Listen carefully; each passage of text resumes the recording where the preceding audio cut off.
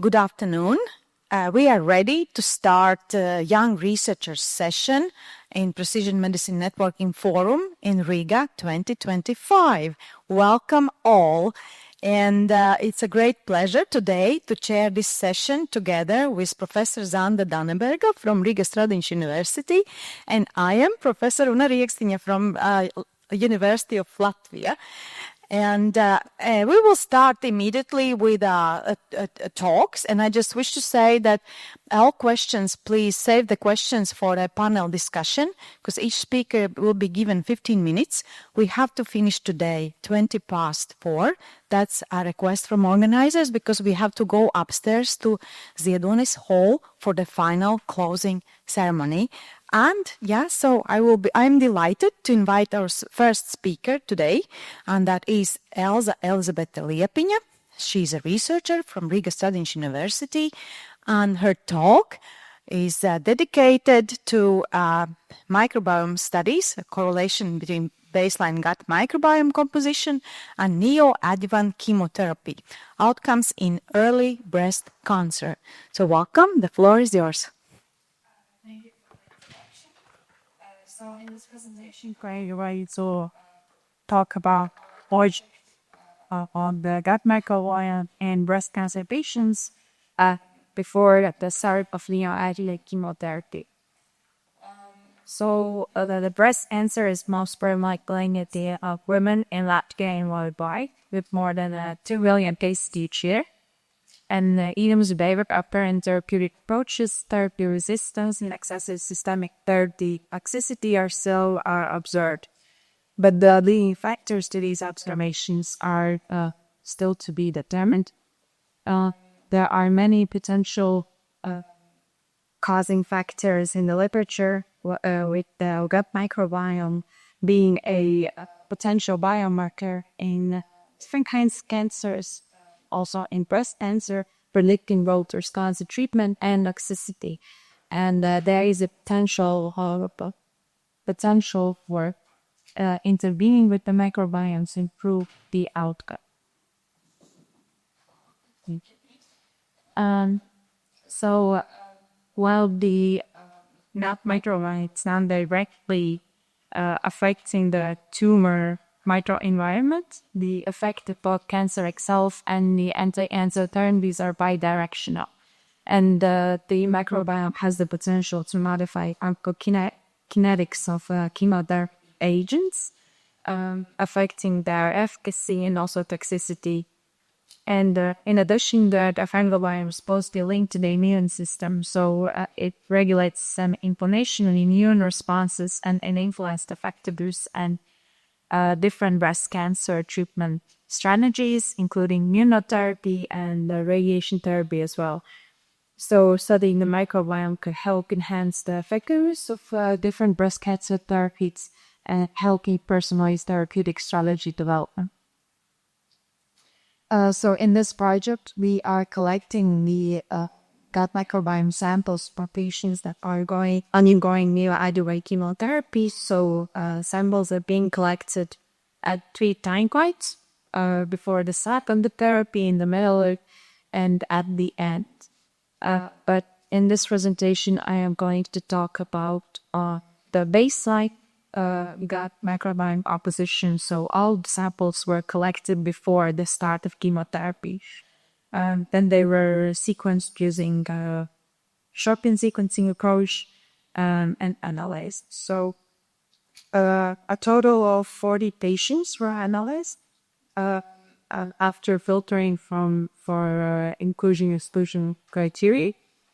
And they were divided into 2 groups based on clinical status after therapy. So that was the pathological complete response, and phenomena of fertility screws as the PCR group and the no PCR group. So a total of 16 patients after therapy achieved remission. 24 patients did it. So in this table, you can see the comparison of the both groups, their clinical depth. As you can see, that age and body surface area do not differ between the 2 groups, although the tumor stage and grade did. And because right now we are collecting the data from all patients that were seen this kind of therapy and are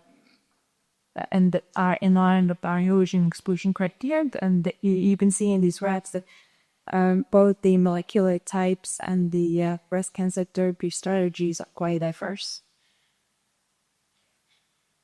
So first of all, the baseline alpha diversity metrics were detected, which characterize how diverse one sample is. So they were, you can see in the graphs for different alpha diversity metrics, the observed account, which is the species, number of species present in one sample, the Shannon diversity index that is highly based on rare taxa in samples. The Sanson metric shows how evenly distributed the taxa are, and the Bates phylogenetic diversity also takes into account the phylogenetic relationships between the taxa. So all four diversity metrics in the PCR group tend to be a little bit higher in patients, although they did not reach statistical significance. These results are in line with our previous smaller cohort where we analyzed a smaller number of samples throughout 3 different time points. We're also in the no PCR group. There were that alpha diversity before the therapy, it was a little bit smaller, and it showed a tendency for the alpha diversity measures to decrease over time. So when I showed the distribution of different types of molecular subgroups and the therapy regimes, there was a small subgroup of HER2-enriched breast cancer patients that received similar chemotherapy consisting of taxanes, platinum agents, and targeted therapy. They were 15 patients, or more similar. And here also looking at the alpha diversity metrics, you can see that they were slightly higher in the patients who achieved remission after therapy. Although it did not reach statistical significance, but even in mind, it was a small sample size. So here you can see the graphs of the composition of the taxonomic profile in the two groups. To make it easier to compare, I merged out the samples of each group together. So at the phylum level, the main taxa were Bacteroidetes and Firlicutus. Here you could see the distribution at the class level and at the family level, and also at the genus level, and at the species level in both groups. The most abundant species was Prevotile copy. So next I'm looking how different were the samples comparing within them.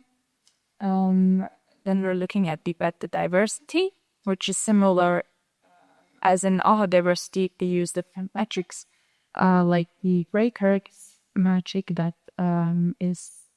shows how similar or diverse samples are based on the abundance of different taxa. The Jack-Kirk index that shows that compares these samples based on the presence or absence of different taxa, and the unified distances show also taking account of the phylogenetic relationship between them.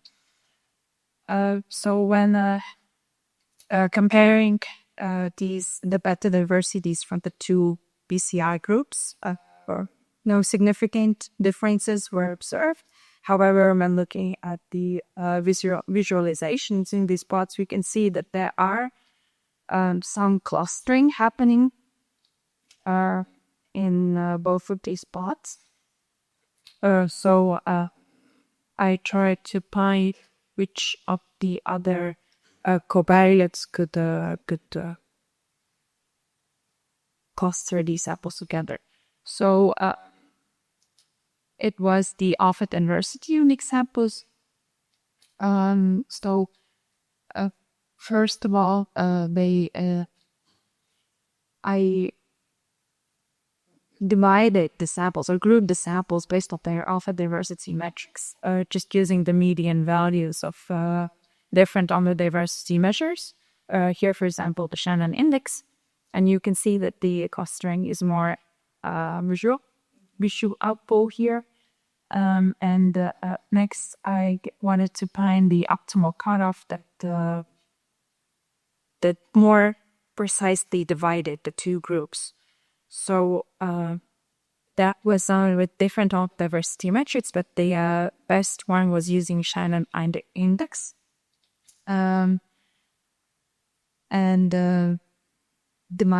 Based on the Shannon index threshold, the samples were divided in high diversity groups that consisted of 39 samples, and low diversity group consisted of 11 samples. So when carried this distribution, there were statistically significant differences between two groups.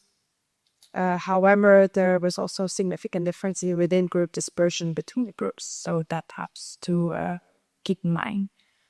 Then I adjusted for different covariates like age, body surface area, molecular type, and therapy, and the results remained significant. And when looking at the newly founded groups based on diversity, here's the distribution of the PCR status. So in the high diversity group, 15 patients achieved remission, while in the low diversity group, only 1 patient achieved remission. And looking at the previous dimension, the smaller subcohort of HER2 enriched breast cancer patients, it was similar. In the high diversity group, 7 patients achieved remission, while in the low diversity, only 1. And then to see the specific facts a bit different between the two groups, I did a differential elements analysis with the therapy outcome. And here we can see different types of species that were more enriched in the remission group. For example, the Bucteridibriocrosotus and Eurytherium andamus. When looking at literature, what is known about these species, they are known short-chain fatty acid producers. Although after correction for multiple comparisons using FDR, there are no significant differences. So when doing the same thing in a smaller subcohort, also a number of species was detected in a higher abundance in the PCR group. Bacterium elitex, which is also a short-chain fatty acid producer, and it has also been observed in one breast cancer study where it was detected in a higher abundance in postmenopausal patients control group rather than the patient group. And also Akkermanski and Tenephila, it has been associated with maintenance of the mucus layer in the gun system, and this species has been proposed as a potential biomarker in the detection of therapy outcomes in PD-1 blocking in lung cancer. And lastly, since we observed the differences between the high and low diversity groups, it would be interesting to see what were the specific species to different two groups. So here you can see that in the low abundant group, there was a higher abundance of Paratella and Lactobacillus genera, and in the high abundance group, there was multiple types of genera observed more, like Agatella or Sulivachtet Lautieta. So to conclude, the patients that tended to respond better to therapy tended to have slightly higher alpha diversity metrics, and there was a trend that was also consistent in the smaller subgroup in HER2 positive breast cancer patient subgroup, although it didn't reach statistical significance, but that could be because of the sample size or the lack of homogeny in the bigger group. the distribution of PCR outcomes that differ significantly between the high involved diversity groups, suggesting a potential influence overall microbial diversity in treatment outcomes. And there were significant shifts in tax abundances between the high and low diversity groups, and also they were observed in the different therapy outcome groups. Overall, this finding is just that the high alpha diversity should be further investigated as a positive prognostic factor for this therapy, not only specific taxa. So for future works, we are still recruiting patients, and we are planning maybe on involving another oncology center for validating these results.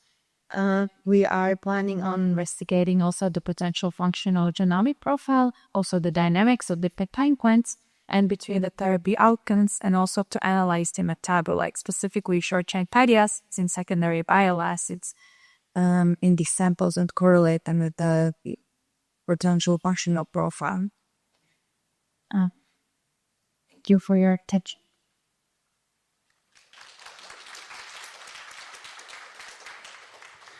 Thank you, Elza. So we will take questions afterwards in the end. So thank you very much for now. And this year is a special year for us because after all those previous 4 years, we got chance to widen our representation of the young researchers also with the other Baltic countries. So I'm really glad to invite speaker Mana Delesa-Velina who is researcher from University of Tartu, Estonia. So please, floor is yours. Yeah, thank you for this award. Just for the sake of honesty, I must say that I represent today Estonia, but I have very strong roots in Latvia. That's where the University of Latvia. Well, it's a small, but okay. So, but today I'll explain what I'm doing in Estonian Biobank. So the topic about all is estimating the biological age. Here's a plan of my talk, but let's start in motivation. I don't want to do now. Okay, so of course it's understandable that chronological age is a predictor for both morbidity and mortality.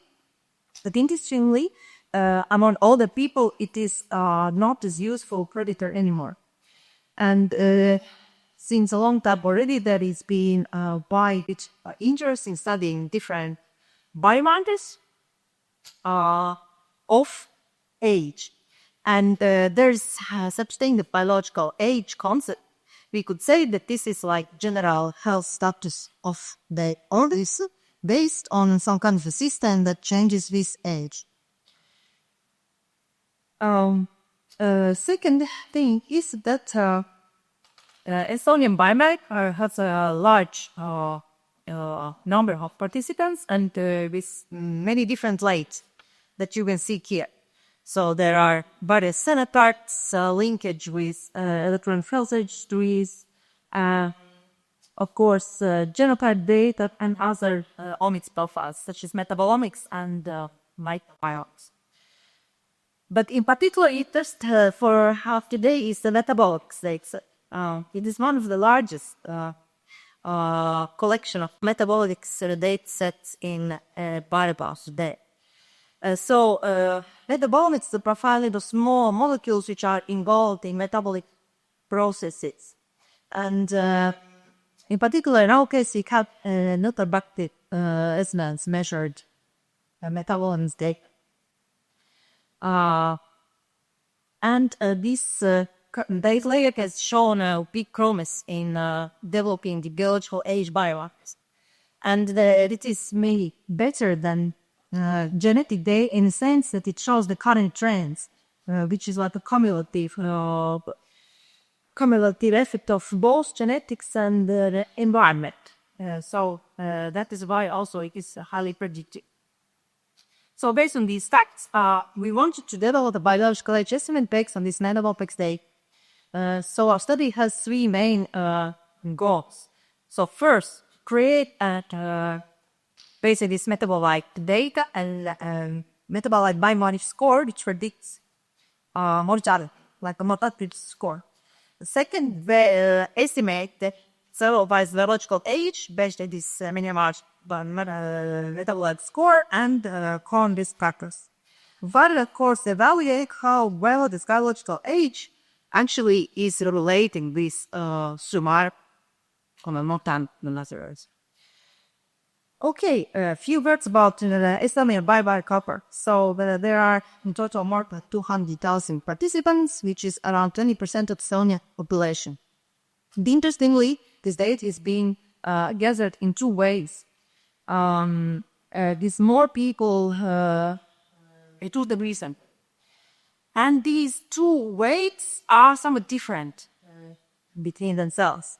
The newest cohort is kind of healthier, but of course it has a shorter follow. However, also we can see some differences in disease curves. So here we can see indeed that in terms of, for example, hereditary disease or smoking, the second way is kind of healthier. And then we start to do analysis, we see that difficult to analyze it together. But at the same time, it's also some kind of a strength that we don't need to search for validation in other cohort. We can do all the time validation in our own bio. So that's what I'm going to do. I'm sorry, answers this issue. So I wanted to put in some models and thought still to scare you a little bit. But basically this is just I wanted to expand to make as I'm talking here about survival, what we are looking into. So we are looking into the function of survival, which is basically probability to survive up to some time t. And in these kind of models, we look at hazard functions, hazard ratios. And I will have a lot of hazard ratios, so I want just you to notice that hazard ratio means like an instantaneous probability of death relative to some baseline. So when I say the smoking hazard ratio is 1.2, it means that these people have 20% more risk of die, smokers even compared to non-smokers. And so this is what the involved when we talk about hazards in survival. Okay, now about this metabolomics. So basically what to understand is that this is Sadaka Zakin have PANAP, and it has a lot of biomarkers, more than 200. And here on this nice round block, you can see what kind of groups are there. There's the laboratory lipid profiles, there's amino acids, there are some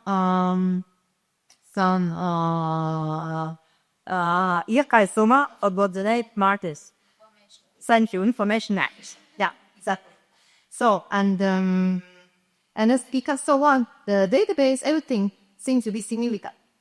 But let's go to our model where we selected collectively 17 biomarkers using some stepwise regression and box regression methods. So here we see again markers can different groups. 17 markers together are included in our metabolic risk score. And you can see that some of them have hazard ratios smaller than 1, which are then protective for mortality, and others, of course, are risk factors which have hazard ratios exceeding 1. Let's look at how this works. At predicting survival.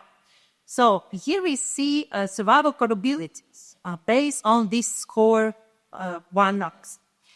And so we see that actually these scores separate the mortality risk quite well. Many a little bit more for men than for women. And to explain how it happens, we can have an example of so what's the probability to survive up to age 55? For those who have just 1% mortality risk, those who have, let's say, bottom risk, they had 1% probability to attain 55 years of age, that yellow line. And when we look at those who are in COP 1% risk, they had just 5% probability to the 50% probability to survive. Yeah, so this NMR score indeed shows a good relation with survival. And also, what's interesting, this score is predicted not only for overall mortality, also for cause-specific mortality, although we did not model it based on cause-specific mortality. We see that one standard deviation of the score increases the death by cardiovascular disease, for example, 1.8 cases, or cancer, 1.7 cases. Next, based on this data, we want to develop now our biological age estimate.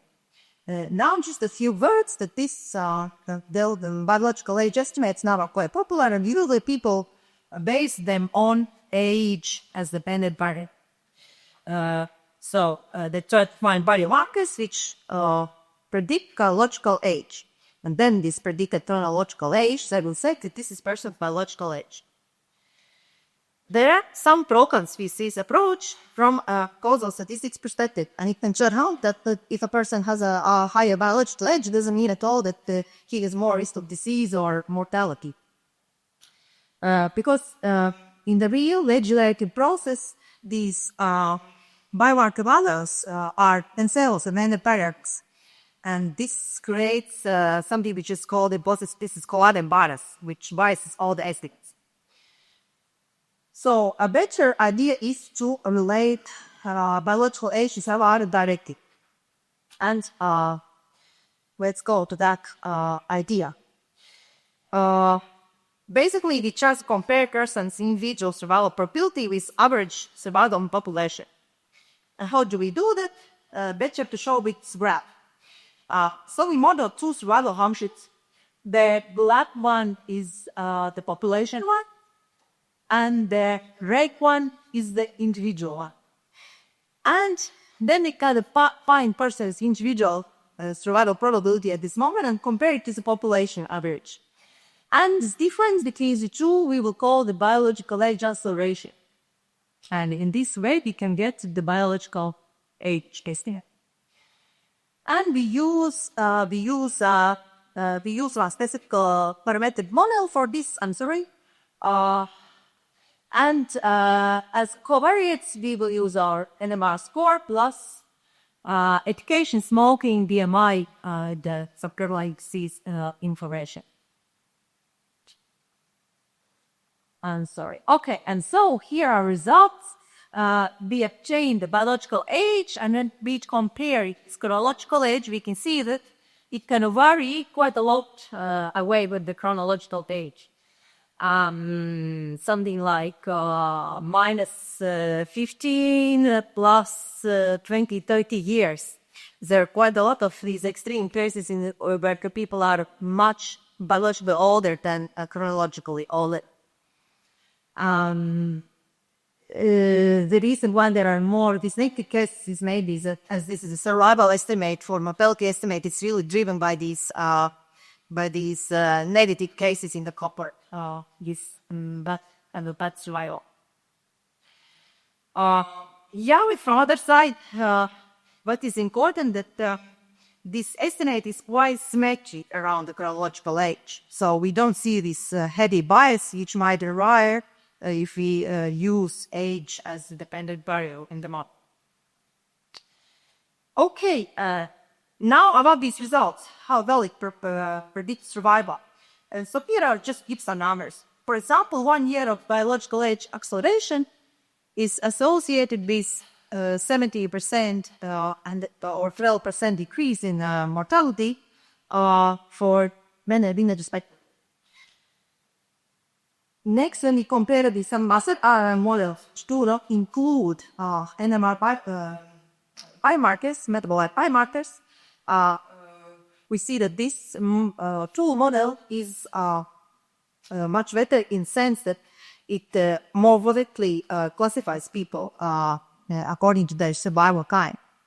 And this classification, again, in many D% is quite important. One interesting thing is that we achieved what we wanted for this older age population. For the when we stratify in age groups, we can see that this new biological age estimate is still very predictive. And when we look at these numbers for the oldest age group, 65 to 90, we see that the classification by every other curve goes up from 70% to 76%, so also quite good increase. So it is indeed predicting mortality even in the same age grade.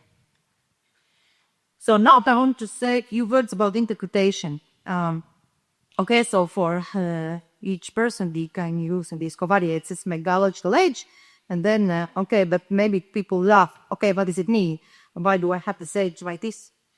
And so we try to do the reverse engineering now and look back what is the contribution of each of us parameters to the biological age estimate. And so here you see this graph, which shows contributions. For example, we could say that person smoking for men is associated with 7.2 year increase in the biological age, while the type of having the higher university level of education increases one's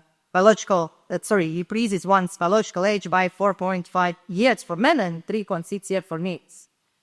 And also we see very clearly the prevalent disease patterns and how they accumulate or not accumulate depending on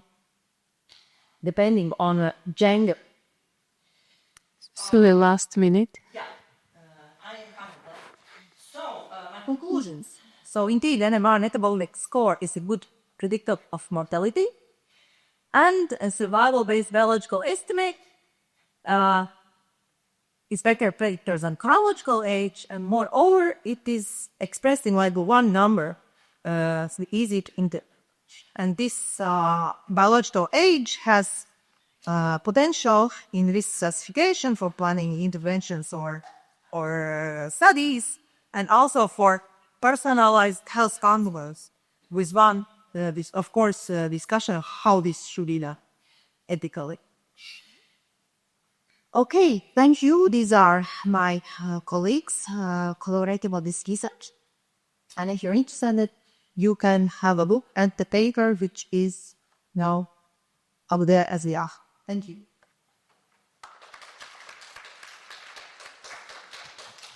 Well, thank you for your presentation, and we welcome our next speaker, which is from Latvia, Laura Ansone, a researcher from Latvian Biomedical Research and Studies Center, and she will introduce with her topic herself, I hope.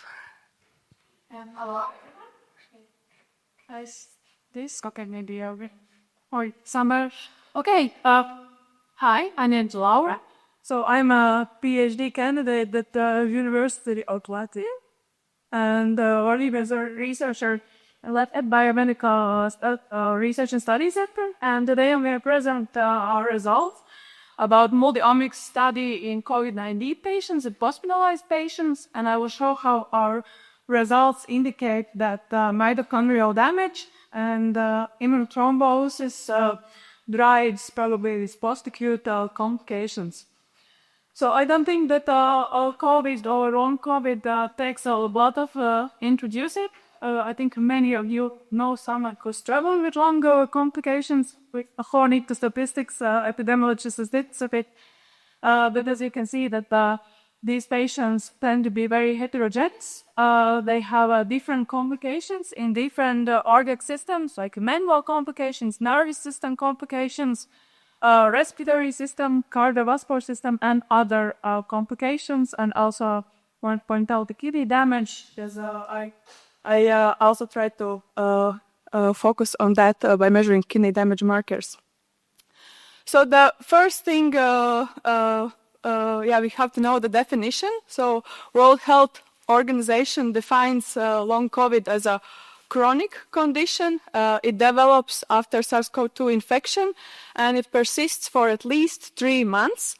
And it can manifest as a persistent symptoms, so chronic symptoms and complications coming up, or it can be also periodic remissions and periods when complications come up.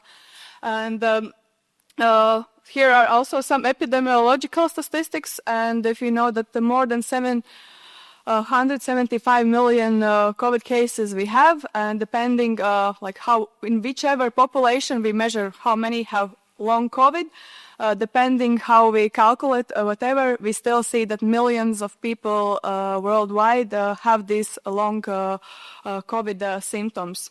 And one of the problems is that we don't have very clear diagnostic biomarkers. So it's a condition that is diagnosed based on exclusion criteria and based on symptoms. And of course, it needs to be, you need to have a SARS-CoV-2 infection confirmed in the past. And it can result in like, and it is basically the delaying and hindering the development of effective treatments and resulting in uncertain, sometimes contradictory clinical approaches.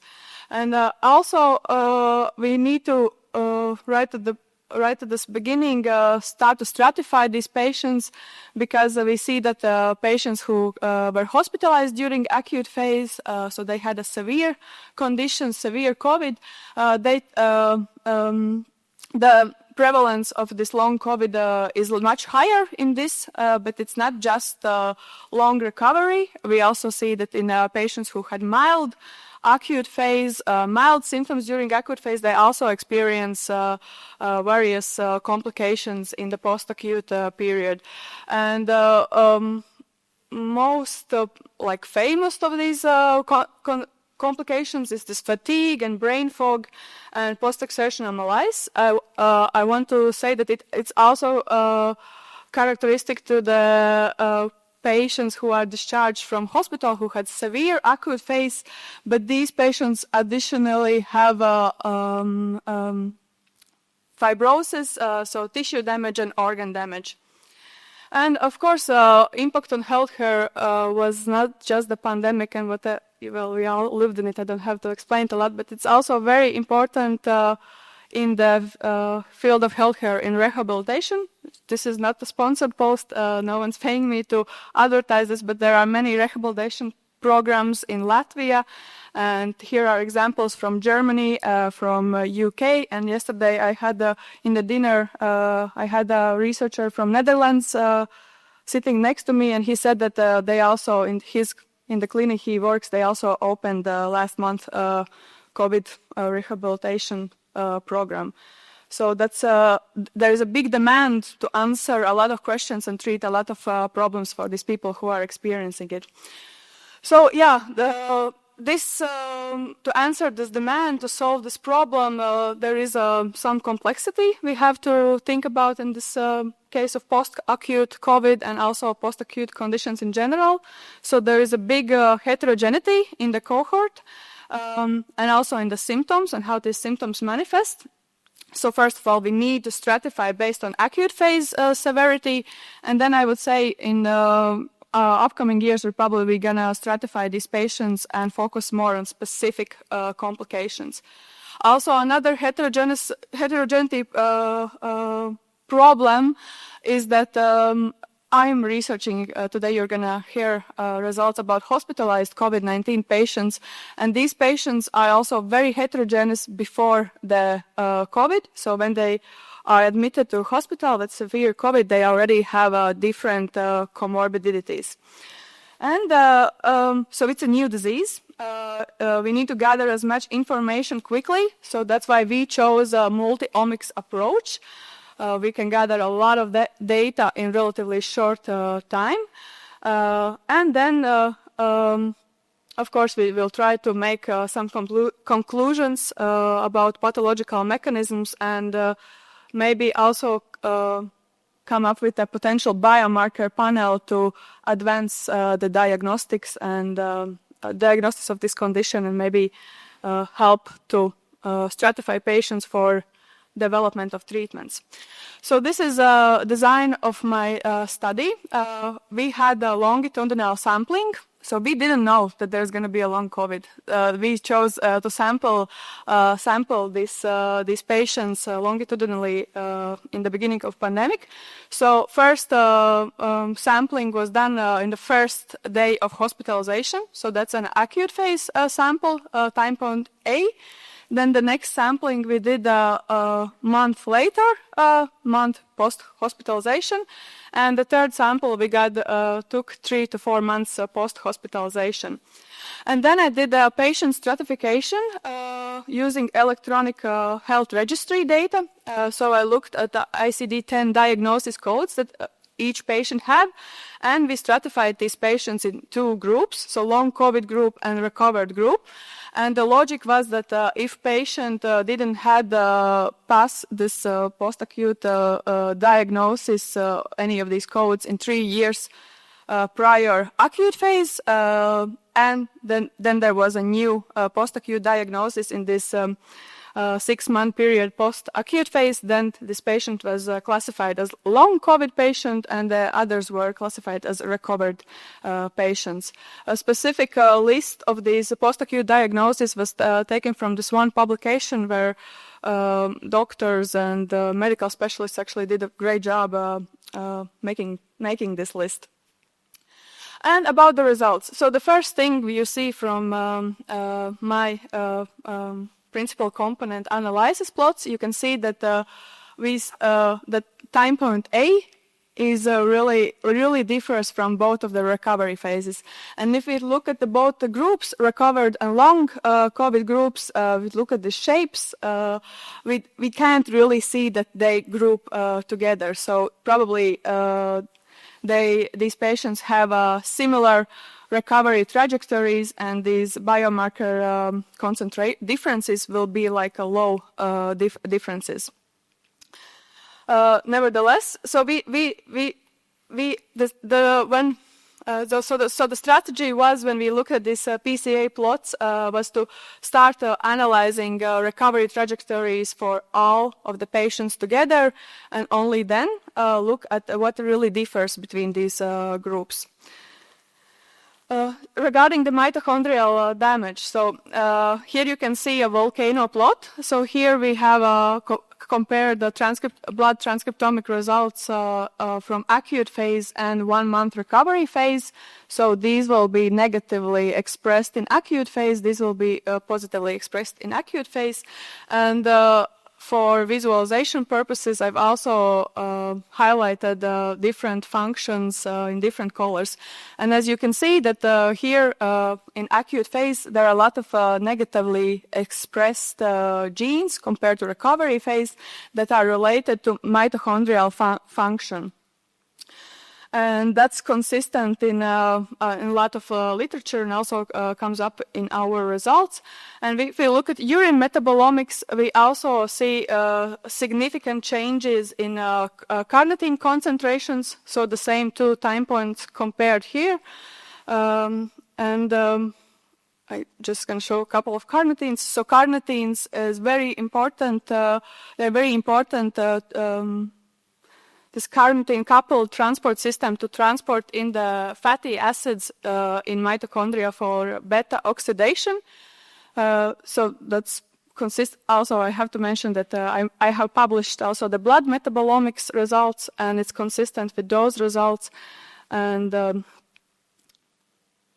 what we see later by this comparing these two recovery phases, so month and 3 months post-hospitalization, we see that they come all together. Okay, those are 3 box plots, but we see that all of these mitochondrial gene expression have this trajectory that it is very kind of low in the acute phase. It goes up in the first month of recovery, and then it's kind of goes a little bit down in 3-month recovery phase, which is kind of an interesting behavioral pattern for this gene, indicating that some of the processes of mitochondrial recovery is still happening through all this period of time. So we also observed a clear acute kidney stress response reflected by sharp rises in different tubular injury markers. So here are all of these are kidney damage markers I've measured, and then I've correlated some of these correlated all of these kidney damage biomarkers with metabolites, and I'm showing here only the significant correlations. And what we see basically is that most of these, at least in our cohort, these kidney damage biomarkers, they normalized by 3 points. Some patients have individual differences, but it's pointing that there is a normal recovery going on. And what we see here in this correlation graph is that collagen 4, which is a very important extracellular matrix molecule in a basement membrane in kidneys. So it is correlating with most of these metabolites, and it's also correlating with chironine and tryptophan, which are two metabolites involved in specific pathway that is used by immune cells. And maybe this basement membrane damage shown by this collagen 4 expression changes, maybe it can be tied to immune metabolism, and it is a further research possibility. Another thing we saw is a very strong immunothrombosis. So it is characterized by activation of neutrophil extracellular traps. So neutrophils push out their DNA together with different proteases, RNases to destroy the infection. We saw the blood complement activation, so it's free-flowing proteins in the blood. We show the platelet or thrombocyte activation, and all of these three shows that there is a huge immunothrombosis state in the acute phase, and then there are some of the evidence of that happening also in this from months to 3 months post-hospitalization.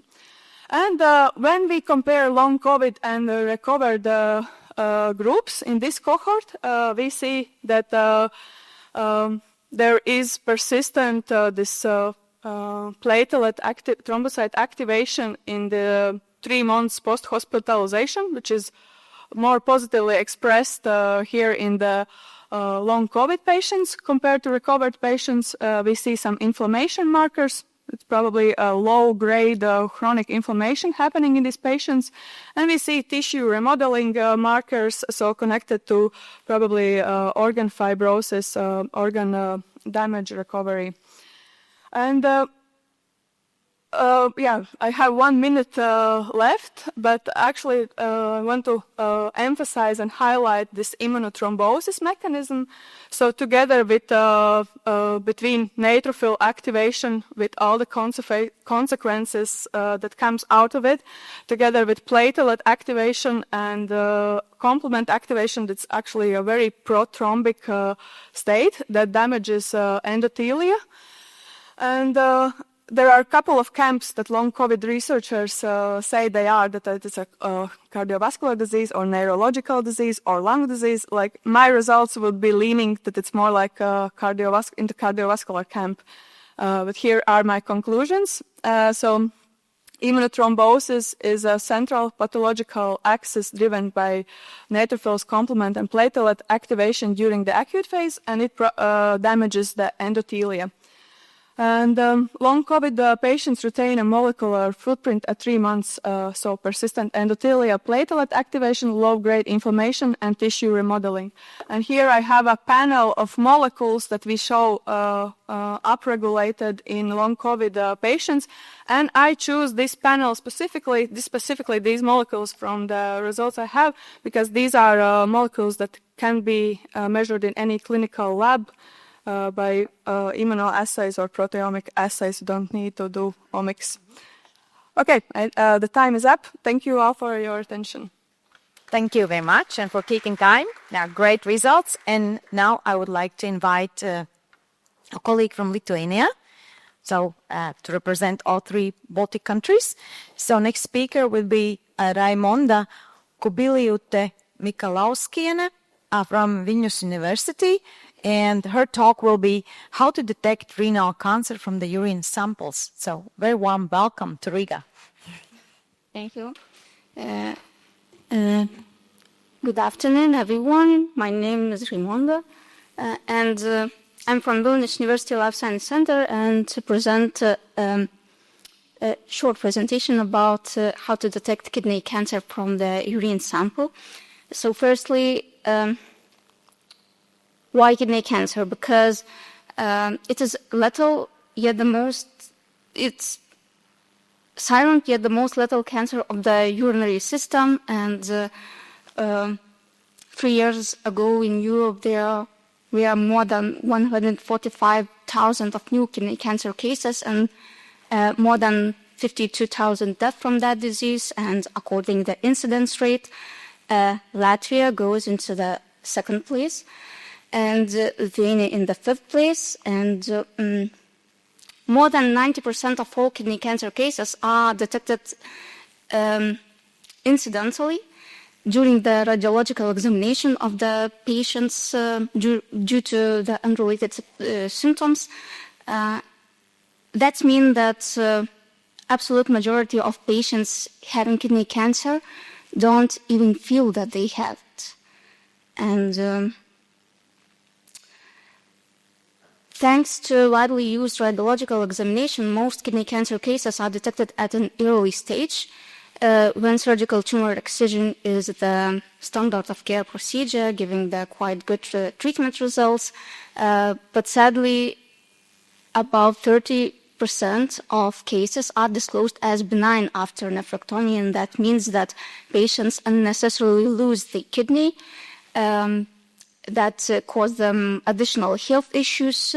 It is because radiological examination is the only strategy to detect kidney cancer, but this method is not accurate enough and often cannot distinguish benign cases from the malignant ones.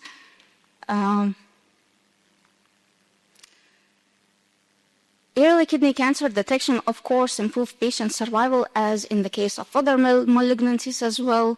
But to this day, in the clinic, there are no available tests for kidney cancer, non-invasive tests, for example, for kidney cancer detection, despite the highest mortality rate among the urological cancers. That's mean no test for early detection, early kidney cancer detection, no test for patients monitoring after surgery, because it is well known that about 1/3 of cases progress to the advanced disease during the first 5 years after kidney tumor excision. And no test for prediction of patients' response to the specific treatment. And possible solution could be urinary methylated DNA-based test for kidney cancer. Why DNA methylation? Because changes in DNA methylation are observed and occur early in the kidney tumors during the formation process when the visible histological changes are not present, and the methylation change, the DNA methylation is related to the clinical pathological characteristics. That means that these molecular changes could be used not only for the early kidney cancer detection, but for prognosis as well. Compared to DNA mutations, DNA methylation changes are more abundant in the case of kidney cancer and may change during the tumor progression. Therefore, may be used for patients monitoring. And finally, tumor origin methylated DNA can be detected in the patient's urine samples, which is really suitable and convenient for especially kidney cancer detection, because urine collection is a simple procedure causing no discomfort for the patients.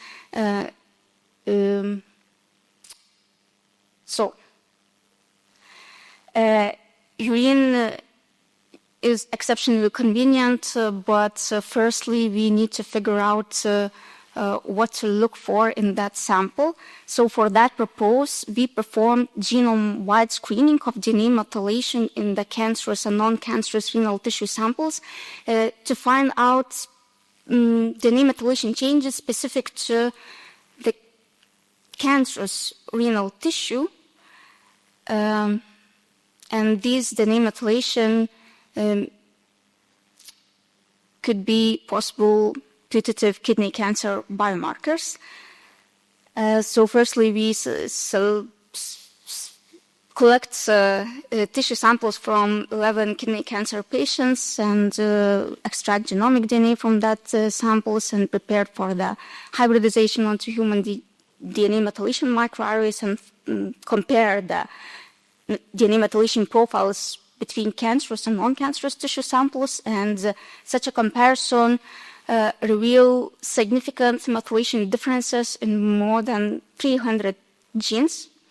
About half of those genes were hypermethylated in the cancerous tissue samples compared to non-cancerous. That means that the methylation level of these genes were higher in the cancerous samples, and some of these genes we selected for the further validation steps, and the validation was performed in 2 stages. The first stage was performed in the kidney tissue samples collected from the more than 100 kidney cancer patients to prove the methylation differences of those genes between cancerous and non-cancerous renal tissue samples by gene-targeted methods. And then we continue the analysis of the same biomarkers in the urine samples collected from the same kidney cancer patients to check the suitability of these biomarkers for non-invasive kidney cancer detection.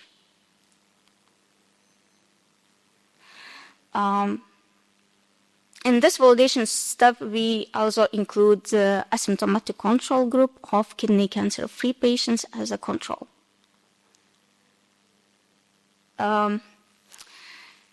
In our previous recently conducted study, we developed the prototype of non-invasive test for kidney cancer detection, and such a test include 2 to 3 biomarkers and reaches diagnostic sensitivity and specificity of about 70 to 80%. That means that from 10 kidney cancer patients, such a test correctly detects 7 as having kidney cancer, and the same from 10 kidney cancer-free patients, such a test correctly detects 7 as not having kidney cancer.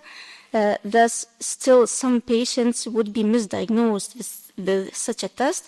Therefore, we further selected additional biomarkers to improve the diagnostic characteristic of the test to make it more useful for patients and doctors. And for that purpose, we selected 6 additional biomarkers that were hypermethylated in the cancerous tissue samples according to microarray analysis. And first, validate the methylation levels in the tissue samples. And what we observed that methylation level of all those genes were higher in the cancerous tissue samples compared to non-cancerous. And further, we perform analysis of these biomarkers and compare the methylation level associations with the clinical pathological characteristic of the tumor, and we observed numerous significant associations. For example, almost all genes methylation level was characteristic for the higher stage kidney tumor compared to the lower stage, and that shows the potential of these genes as prognostic, not only diagnostic, but prognostic biomarkers for kidney cancer as well. Another important prognostic parameter of the kidney tumor is tumor grade, and some biomarkers also was related to the higher tumor grade. Tumor intravascular invasion means worse prognosis for the patients and reflect the advanced kidney cancer disease. and some biomarkers correlate with this parameter as well. And tumor fat tissue invasion as well as an intravascular invasion also reflect the progressing tumor, and biomarkers correlate with this parameter.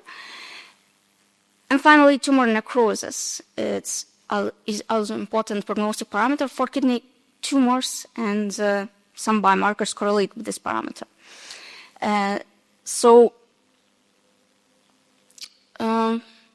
To summarize, these biomarkers, that methylation level in the context of kidney cancer has not been investigated previously, appear as important biomarker for kidney cancer, not only for diagnosis but for prognosis as well. And looking specifically at the diagnostic characteristic of these biomarkers while analyzing tissue samples, we can see that all these genes exhibit quite relatively good diagnostic parameters, and that reflect AUC value. And the best diagnostic characteristic was indicated for this gene with AUC value equal to 0.89. And short information that which is not familiar with this analysis, that the closer this AUC value is to number 1, the better the diagnostic test. In other words, the AUC value equal to 1 is the perfect diagnostic test. But of course, the purpose is to detect kidney cancer not from the tissue samples, but from the urine samples. Therefore, we continue to analyze the same biomarkers in the urine samples, and unexpectedly observed that some of genes showed even better diagnostic characteristics when analyzing urine samples compared to tissue samples. And the best diagnostic characteristics was detected for these 3 genes. Therefore, we further analyzed various combinations of these 3 genes to identify the optimal diagnostic test for kidney cancer. And various combinations of these genes showed quite good results. AUC value for all combinations was equal to 0.94, which is really pretty high, while diagnostic sensitivity reaches up to 80-70%, and diagnostic specificity reaches even 100%. And that means that from 10 kidney cancer patients, such a test correctly detects 8, and from 10 kidney cancer-free patients, such a test correctly detects all patients as not having kidney cancer, because specificity was equal to 100%. To compare our diagnostic test with other currently available diagnostic tests for other urological malignancies, such as prostate cancer or bladder cancer, we can see that our test is not far behind or even exceed some existing ones. Of course, the validation of this, our diagnostic test, in the other independent kidney cancer patients cohort, as well as in patients having benign renal tumors, patients with other kidney diseases, as well as patients with other urological cancers, is crucial to prove the suitability of this diagnostic test for specifically kidney cancer detection. But today we already have promising results. And here is our research group contributing to this investigation. And I would like to thank the organizer for the opportunity to participate in this enriching event. And thanks for your attention.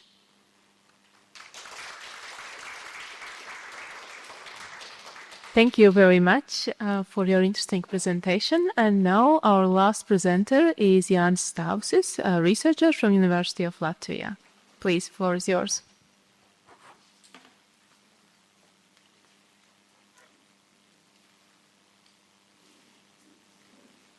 Yep. Thank you. So, as mentioned, my name is Jānis Tausis. I'm a postdoc researcher at the University of Latvia, Department of Pharmaceutical Sciences. And today it is my pleasure to tell you a little bit about our project where we try using patient-derived iPSC lines for calpainopathy research and therapy development.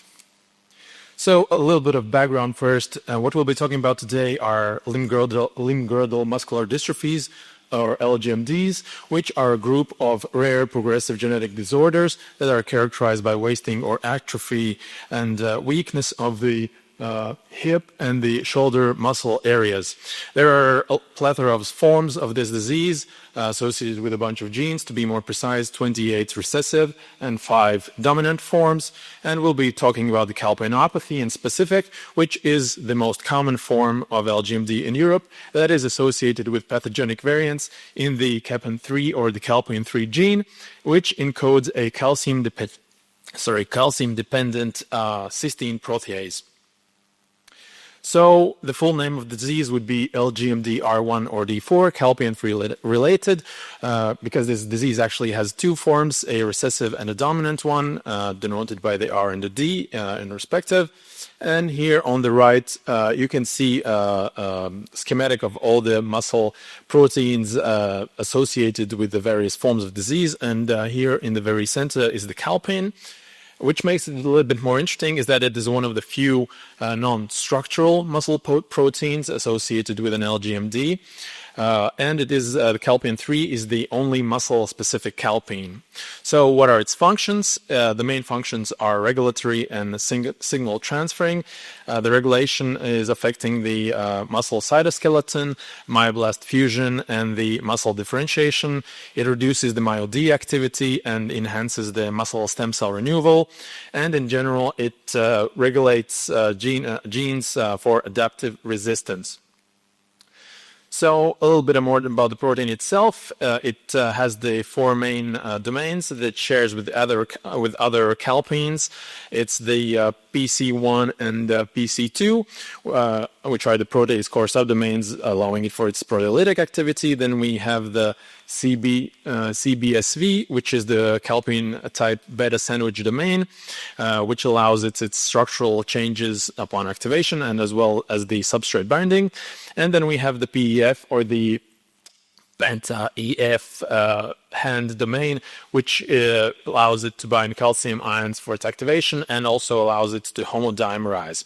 Then the calpain-3 has also three unique sequences in it, the NS, the IS1, and the IS2, which give it a few unique properties, which is the autolytic self-regulatory function. It's also possible to be activated calcium independently, and it can actually form homohexamers. As you can see in the schematic on the left, you can see the autolytic cleaving right here, but even more interestingly, it has this intrinsic self-reassembly mechanism through the IMOC or the intermolecular complementation, where it reassembles itself after the autolysis to form a less active yet still active form of the protein. And of course, moving on to the disease itself, what causes the disease? Currently, it is believed that the cause is a long-term, because it is a slow-progressing disease, long-term inability of muscles to adapt and change, and also reduced muscle regeneration capacity. It goes together usually with a complete or partial loss of the protein, and this whole story began, of course, with a patient, and in our first patient, we initially found a heterozygous point mutation, which you can see here. At first, leading people to think that maybe it's an autosomal dominant form. However, the presence of a healthy carrier relative meant that it is not the case. And upon additional analysis, we found another variant in this gene, also a heterozygous variant, which is, as you can see here, intronic. Both of them were in a confirmed transposition.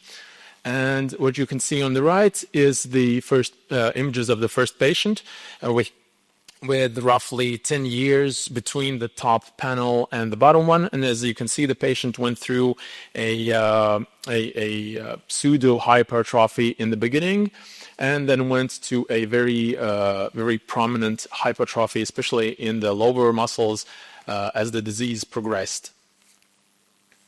So a little bit more about this intronic variant. As it is an intronic, there is still a bit of lack of consensus on the pathogenicity of it.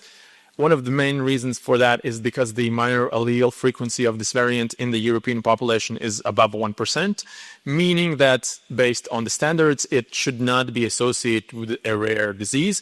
And even more so in Latvia, we have the frequency above 2, close to 2.5%. However, what we tried to argue in our article that you can see down here is that actually, if this variant is in a compound heterozygous state with another pathogenic variant in this gene, it does cause the disease phenotype, albeit maybe a bit lighter one or a bit less severe one.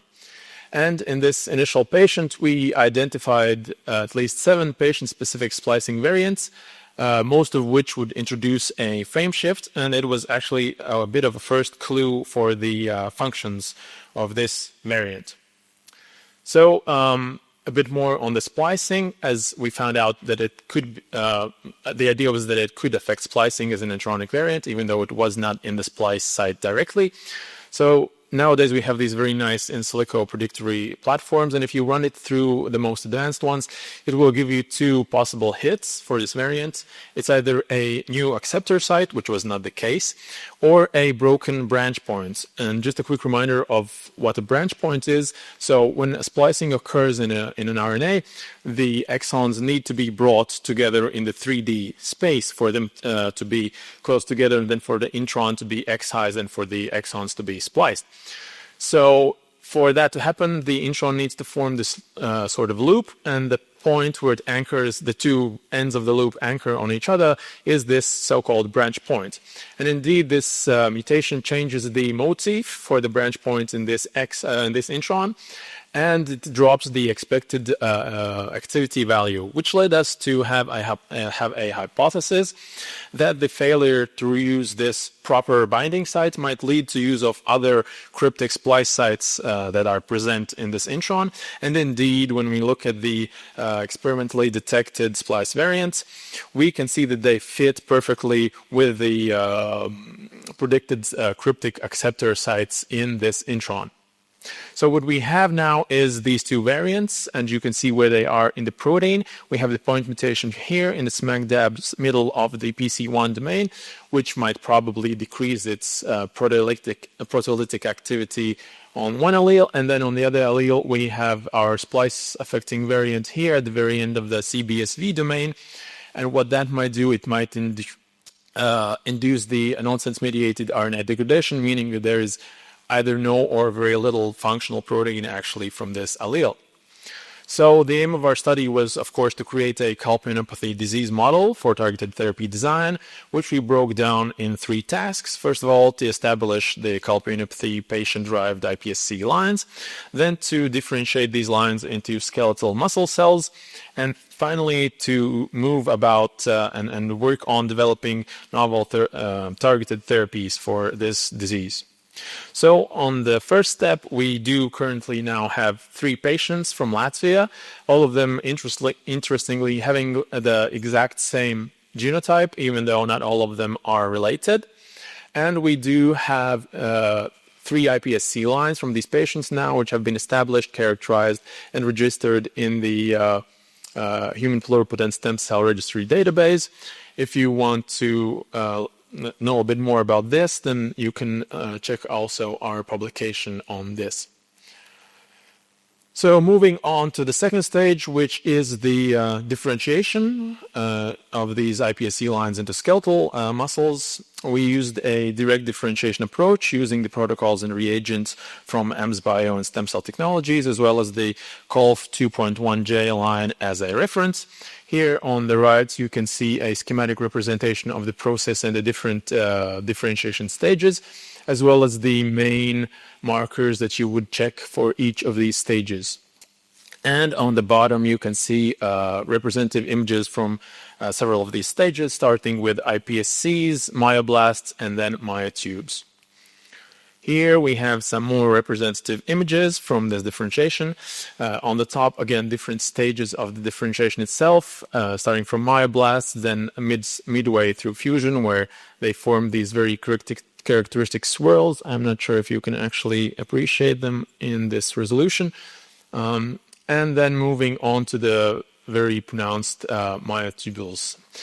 So as you can see here, we in the early differentiation stages do have PAX3 positive cells, and in the myotube stages we do have the myosin heavy chain and positivity and the myo-G positive myotubes.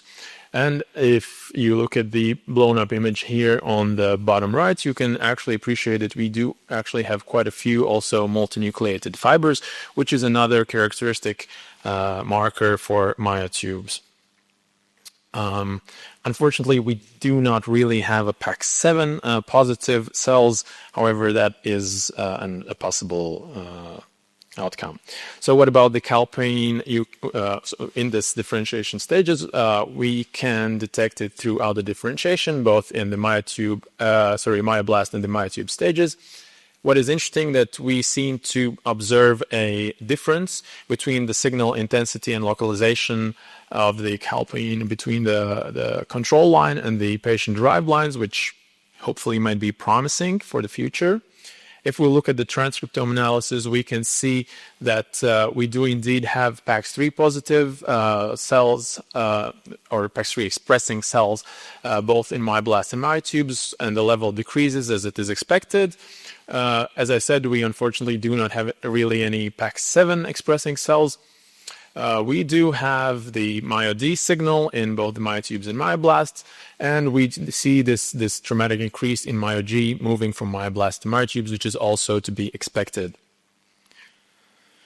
If we look more at this, you can see that the myotubes are expressing quite a few of the structural proteins, different forms of myosin, dystrophin, titin, and different forms of actin, which is good because those are the structural proteins of the muscle. And however, you can see that the highest hits here are for the MIH3, which is the myosin heavy chain 3, which is the embryonic form of it, and for the ATC1, which is the cardiac actin. However, it is known to be expressed in skeletal muscles during the fetal development as a substitute for the ACTA1, which is the adult form.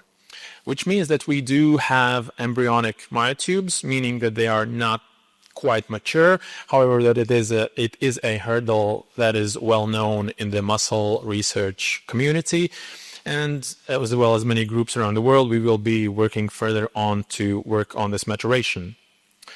So if we look at the general comparison between myoblasts and myotubes, we can see that both of the groups group quite nicely among themselves, and they differ quite a bit from each other.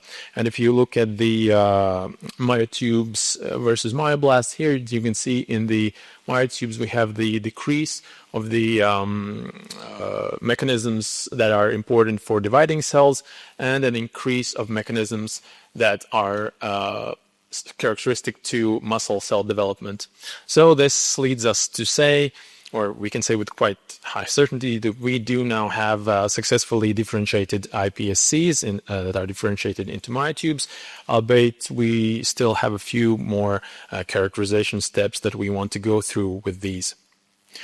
And then moving on to the final part of this project, it is that we, of course, are on the road towards the personalized therapy, which is still work in progress. So I hope I will be able to tell you more about this next time that we meet. However, the main approach that we'll be trying to pursue is the prime editing of the splicing variant. For those of you who might not be quite familiar with it, so prime editing is an advanced form of base editing, which is basically DNA replacement without creating double strand breaks, meaning it's a higher efficiency and lower error rate. And it is a CRISPR-Cas based construct with reverse transcriptase and a nickase instead of a nuclease. And in this case, the editing template is already part of the guide RNA. And if you might be wondering why we're editing exactly this variant, then it is the higher frequency and quite high frequency we have in our population, meaning that if we eventually will be able to move towards actual therapy, then it might be more useful for more people. And with that, I want to say thank you. I am 20 minutes early, so I will say my acknowledgements. First and foremost, of course, to our group at the Department of Pharmaceutical Sciences at the University of Latvia. And here the main credit, of course, goes to the main motive force behind the project, which is the tenured professor Riekstina. And of course, also a thank you to our PhD student in the lab who's working on this project, Karina Goloba, as well as to our collaborators from other institutes, and of course, to the patients who donated samples to this project. And with that, my time is over, and I say thank you for your attention.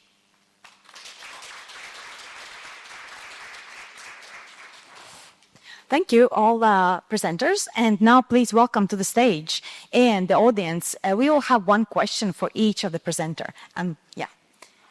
So let's join together. And I think it would be very nice if we could make a photo of this first Baltic Young Researchers Forum. Zanda, us too. Because if we could have on the screen, like young researchers, if it's possible, the title of the session, because it's really historic one. We managed for the first time to have like all 3 Baltic countries represented, and we want to expand. So this is a good start. And meanwhile, please go ahead with questions.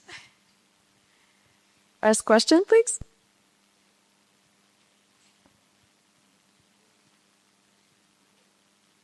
I see no questions really. So a question for my colleague here. So I've been thinking a lot about statistical significance and scientific significance. And since you presented many results that are not statistically significant, what makes you think that they are scientifically significant? That's an interesting question. Thank you. I think it depends on what is the knowledge out there and what we believe based on different research that there is. Well, for example, I had the results that the higher alpha diversity was correlated with a better outcome for therapy. In different studies that are more, that can that are more causative, or we can see that it has been observed before, so it's not like it's coming from nowhere. So I think it always depends on collaborations with different studies and the theoretical basis on them. Thank you. Yeah. Any question from audience to the presenters? Yes, please. Yeah.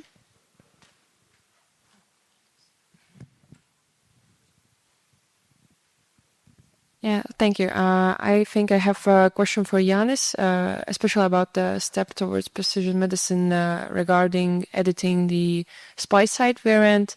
But if this variant is like not really a rare variant because it has minor allele frequency more than 1%, is it idea to edit it only in patients who have additional variants, or is it more eliminate in all patients who has this variant, because it doesn't looks like precision medicine to me. Oh, thank you. So yeah, of course, I mean, the main idea would be to edit it only in the patients who have another variant, because any type of editing comes with its own, possible, downsides. So yeah, it's not a population approach in no way. But it is kind of tailored to this specific small subgroup that it might be useful for. So I hope that kind of answers. Yeah, okay, thank you. Any other questions from audience? I have a question to Raimonda. I really liked your study. It was great. And I understand it's published data on this test that you have developed. And you mentioned also about the bladder cancer. Are you developing a similar test to bladder cancer, or you're referring to literature data on bladder cancer tests?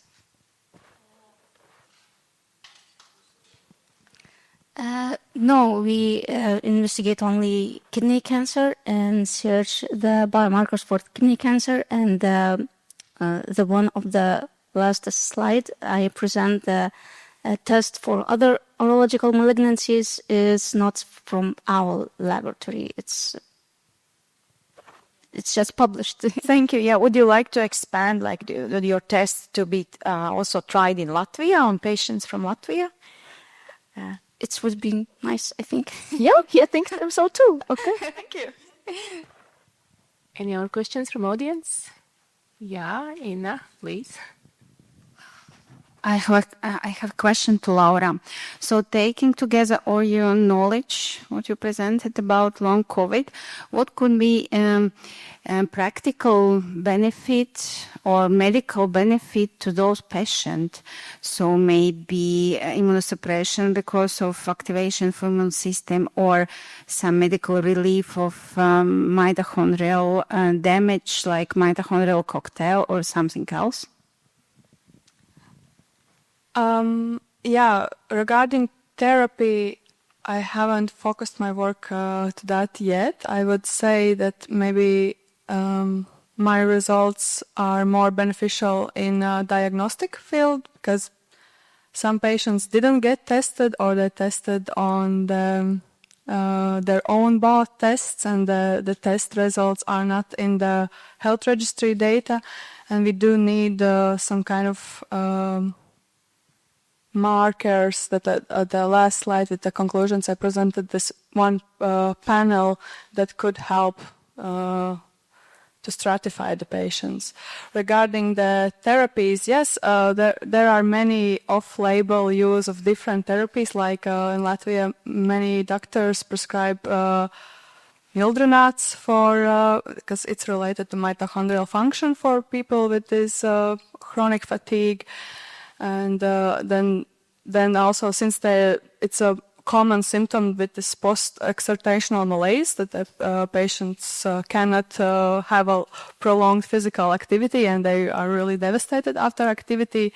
Many of these rehabilitation programs include like physical therapy with a slower adaptation to movement, and I can't really say about of course there are some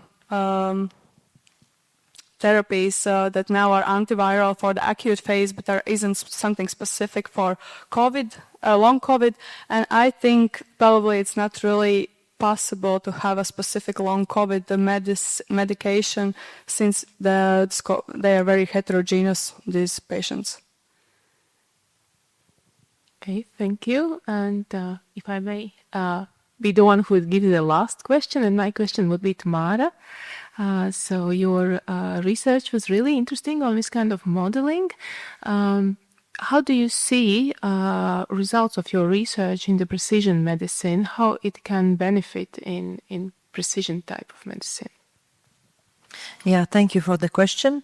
So I see two maybe ways. One is when planning some kind of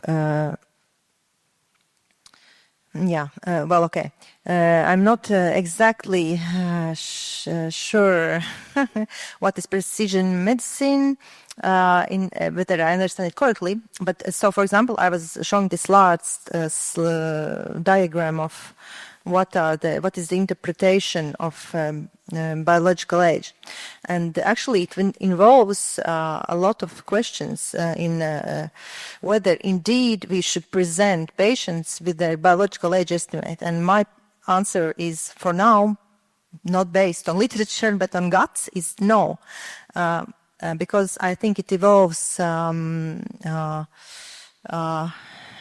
some ethical questions indeed.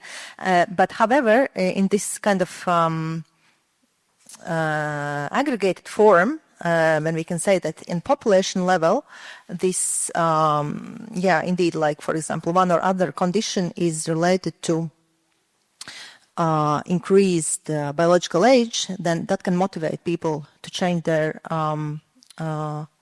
behavior. And maybe other thing, of course, we need to study causality now. And if we can study causality to see whether really these biomarkers impact the biological age, then we can develop therapies based on our causal findings. Thank you. With that, we end our session, Young Researchers session from Baltic countries, and see you next year, maybe moving to plenary sessions. And good luck with your research. Thank you, everyone.